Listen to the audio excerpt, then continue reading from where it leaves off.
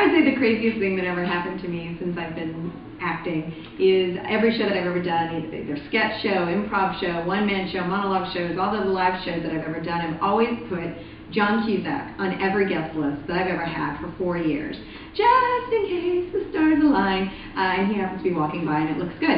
And each time I start monologue shows, for example, I'd always say, I have John Cusack on the guest list, can we turn up the lights, is John here? No, he isn't. Okay, let's proceed, turn the lights down, let's get the show going. So I'd always start any shows like that.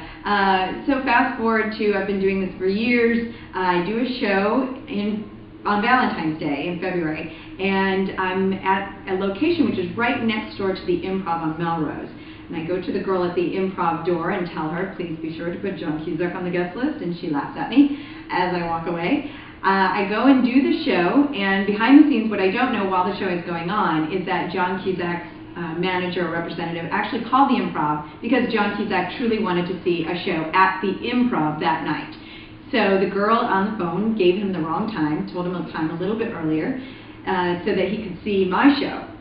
So when John gets there, she said, this is going to sound kind of weird, but you're actually on the guest list for the show next door. The girl's been doing this for years.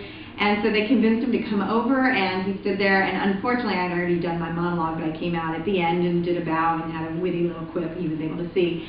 And after the show was over, they said, get ready, you know, come on out, there's somebody you want to see. And I'm so jaded, like, yeah, nobody ever shows up for anything I ever do anyway. I'm going to walk out to my car alone.